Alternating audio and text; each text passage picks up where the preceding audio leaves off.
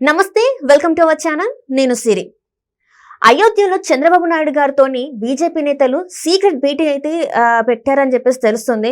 So ఇందులో ఎంతవరకు వాస్తవం ఉంది అని మనతో పాటు చర్చించడానికి ఉన్నారు ప్రముఖ సీనియర్ పొలిటికల్ అనలిస్ట్ అంకమరావు గారు. నమస్కారం సార్. నమస్తే సిరి గారు. సార్, అయోధ్యలో చంద్రబాబు నాయుడు గారితోని బీజేపీ నేతలు భేటీ అయ్యారు సీక్రెట్ గా తెలుస్తుంది. సో ఇందులో అసలు వాస్తవం ఉందంటారా సార్? ఇప్పుడు అక్కడికి వెళ్ళింది బాలరాముని విగ్రహ ప్రతిష్ఠ కోసం, ఆ వేడుకని తిలకించడానికి చంద్రబాబు నాయుడు గారు వెళ్ళటం కూడా జరిగింది. సహజంగా అక్కడ చాలామంది కలుస్తూ ఉంటారు.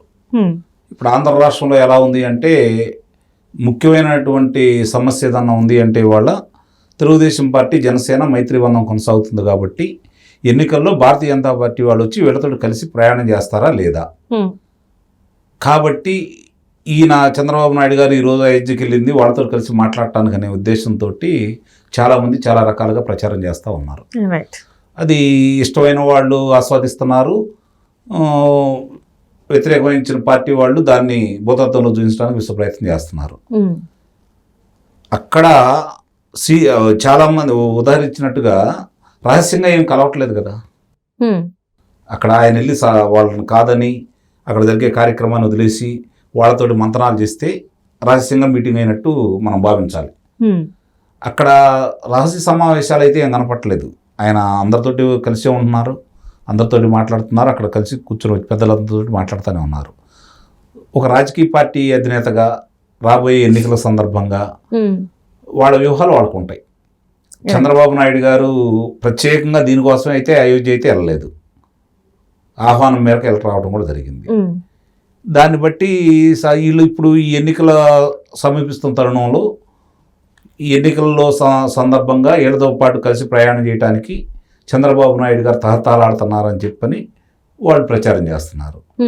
వాస్తవంగా చూసుకుంటే ఇక్కడ స్పందన చూసుకుంటా ఉన్నా కూడా, లేకపోతే మనం పరిశీలిస్తున్నా కూడా, ఈరోజు ఆంధ్ర రాష్ట్రంలో భారతీయ జనతా పార్టీ తోటి ప్రయాణం చేస్తే నష్టపోయే తెలుగుదేశం పార్టీయే.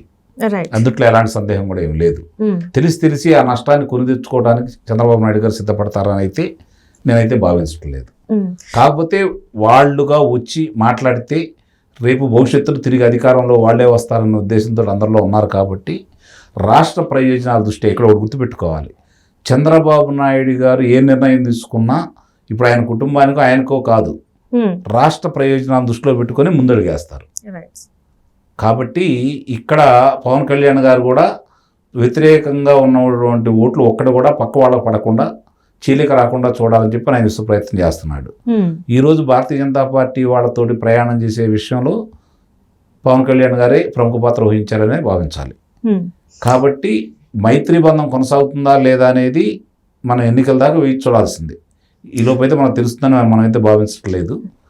అంటే చాలా వరకు చూస్తున్నట్టయితే ఇంతకుముందు వార్తలు కూడా ఏంటంటే, బీజేపీ నేతలే వచ్చి చంద్రబాబు నాయుడు గారితో పొత్తు పెట్టుకుంటే బాగుంటుంది అని చెప్పేసి వాళ్ళే అడిగారు అని చెప్పేసి కూడా వార్తలు వచ్చాయి సార్. ఎందుకంటే జనసేనతోని బీజేపీ పెద్దలు కొంచెం సన్నిహితంగా ఉండడం మనం చూస్తూనే ఉంటాం. సో వీళ్ళు కూడా మనతో పాటు కలిస్తే బాగుంటుంది అని చెప్పేసి అన్నట్టు కూడా వార్తలు వచ్చాయి. మరి దీన్ని ఎలా తీసుకోవాలి సార్ మనం? అదేనమ్మా, ఇప్పుడు లాభ నష్టాలు బేరీజ్ వేసుకుంటారు ఎన్నికల్లో పోటీ చేసే పార్టీలు. వాళ్ళకు సంబంధించి ఎవరు కలిస్తే మనకు అనుకూలంగా ఉంటుందో వాళ్ళు నిర్ణయాలు తీసుకుంటారు. కొన్నిసార్లు బలవంతమైన నిర్ణయాలు కూడా కొన్ని ఉంటాయి. తప్పనిసరి పరిస్థితుల్లో వాళ్ళకు ఉన్నటువంటి ఇబ్బందులను దృష్టిలో పెట్టుకొని కొంత ముందుకు వెళ్తూ ఉంటారు. అలాంటి ఇప్పుడు వరకైతే ఆంధ్ర రాష్ట్రంలో నిజంగా భారతీయ జనతా పార్టీ వాళ్ళు కూడా ఆంధ్ర రాష్ట్రం కనుక మేలు కోరేవాళ్ళు కనుక అయితే జనసేన తెలుగుదేశం పొత్తుకి ఇబ్బంది పెట్టకుండా ముందుకెళ్తే ఆంధ్ర రాష్ట్రం కూడా బాగుంటుంది. అలా కాకుండా ఇప్పుడు ఇక్కడ 25 మంది లోక్సభ సభ్యులు ఉన్నారు. లోక్సభ సభ్యులు ఎవరు వచ్చినా సరే రాష్ట్ర ప్రయోజనాలనే ఆశిస్తారు. తెలుగుదేశం పార్టీ కనుక అత్యధిక స్థానాలు వచ్చినాయి అనుకోండి, మాకు ఇది కావాలని చెప్పి వీళ్ళు గొంతెత్తి గడవ ఇప్పడానికి అవకాశం ఉంటుంది. ఆ అవకాశం లేకుండా చేయటానికి భారతీయ జనతా పార్టీ ప్రయత్నం చేసి వీళ్ళ మీద మెడ మీద కత్తి పెట్టి పొత్తులో భాగంగా పొత్తు తీసుకోవాలని చెప్పి వాళ్ళు ప్రయత్నం చేస్తున్నారనేది సుస్పష్టం. అందులో ఎలాంటి సందేహం కూడా ఏమి లేదు. అంటే ఏపీలో వీళ్ళ ఉనికిని చాటించడానికి మాత్రమే ఎత్తుగడ అంటారా సార్? నిస్సందేహంగా అందులో అనుమానం ఉంది. నిన్నటి దాకా వాళ్ళు వైఎస్ఆర్సీపీ పార్టీకి సహాయం చేస్తున్నారు, ఇప్పుడు కూడా చేస్తున్నారు. ఇంకా మనం పచ్చిగా మాట్లాడుకోవాలంటే ఈ రోజు వరకు కూడా వాళ్ళు చేస్తూనే ఉన్నారు. కానీ అయోధ్య అంటే రామ మందిరానికి ఆహ్వానం లేదు అని కూడా వినిపిస్తుంది కదా సార్ జగన్ కి. ఇప్పుడు ప్రజాదరణ వీళ్ళిద్దరికి వచ్చింది. ఈరోజు చంద్రబాబు నాయుడు గారిని తిరిగి ముఖ్యమంత్రి కావాలని చెప్పి ప్రజలు కోరుకుంటున్నారు. వాళ్ళతోటి పవన్ కళ్యాణ్ కూడా కలిశారు కాబట్టి గౌరవప్రదమైన స్థానాలు కూడా వైఎస్ఆర్సీపీ పార్టీకి రావనే నిర్ణయానికి కేంద్ర పెద్దలు వచ్చారు కాబట్టి తిరిగి అంటే వాళ్ళ ప్రాతినిధ్యం కూడా ఉంటే మంచిది. ఎందుకంటే వాళ్ళు వేరే వాళ్ళు పెరగటం వాళ్ళకి ఇష్టం లేదు. రేపొద్దున 25కి 25 స్థానాలు తెలుగుదేశం పార్టీ జనసేన ఉంటే వాళ్ళ ఉనికి ఉండదు కదా ఇక్కడ. వాళ్ళు కూడా కొంతమంది ఉంటే వాళ్ళు కూడా కేంద్ర మంత్రివర్గంలో వాళ్ళు తీసుకొని వాళ్ళు ఇక్కడ రాజకీయంగా లబ్ధి పొందడం కోసం వాళ్ళు ప్రయత్నాలు చేస్తున్నారు తప్ప వాళ్ళ వల్ల తెలుగుదేశం పార్టీకి అనుకూడే ప్రయోజనం అయితే ఏమీ లేదు. కాబట్టి వాళ్ళ బలవంతంతో వాళ్ళకై వాళ్ళు వచ్చి చేయాలి తప్ప తెలుగుదేశం పార్టీ అయితే వెంపర్లాట్టలేదు వాళ్ళతో కలిసి ప్రయాణం చేయడానికి. ఇది మాత్రం వాస్తవం.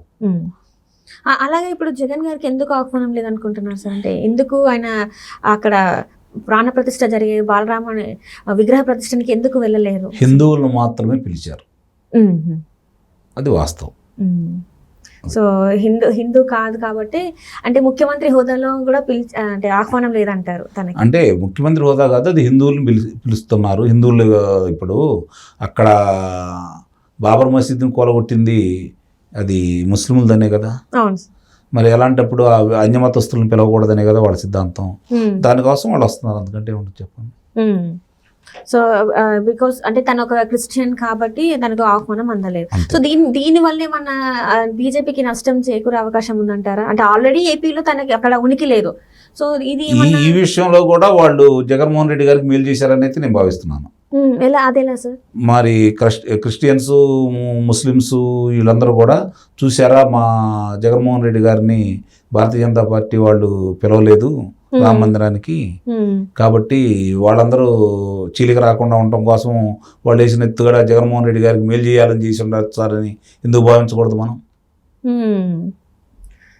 సో దీని వెనకాల కూడా ఇంత స్టోరీ ఉందన్నమాట. నిస్సందేహంగా ఉండొచ్చు కదా, మనం ఏది కాదనలేము జరుగుతున్న పరిణామాలు చూసుకుంటా ఉంటే.